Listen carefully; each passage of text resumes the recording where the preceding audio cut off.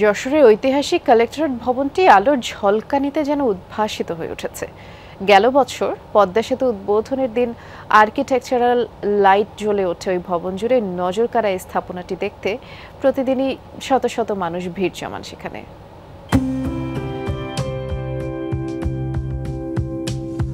বর্ণিল আলোয় আলোকিত চারপাশ, নজরকার বেজে কারো নান্দনিক দৃষ্টিনন্দন যশোরের দরাটানার কালেক্টরেট ভবন।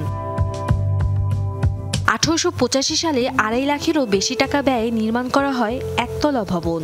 1982 সালে মূল কাঠামো ঠিক রেখে পরিণত করা হয় দোতলায়। রয়েছে শৈল্পিক কারুকার্য আর অপূর্ব স্থাপত্য শৈলী।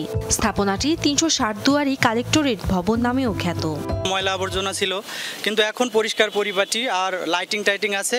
রাতের বেলা এখানে চলাচল করা যায়।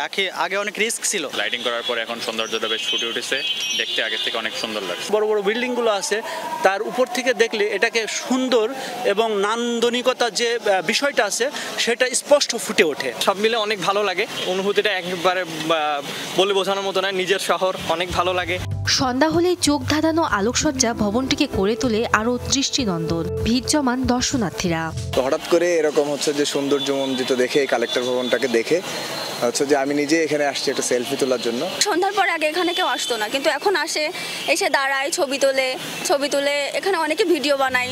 পদ্মা সেতু উদ্বোধনের দিন থেকে ভবন জুড়ে এভাবেই চলছে আলো। জেলা প্রশাসক জানালেন, এখানকার ঐতিহ্যের সাথে আধুনিকতার মেলবন্ধনে ভবনটির সৌন্দর্যবর্ধন করা হয়েছে।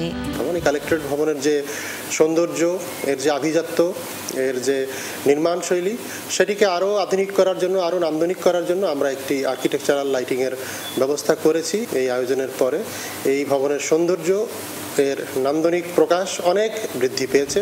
প্রায় 3 একর জায়গা জুড়ে উঠেছে কালেক্টরেট ভবনটি।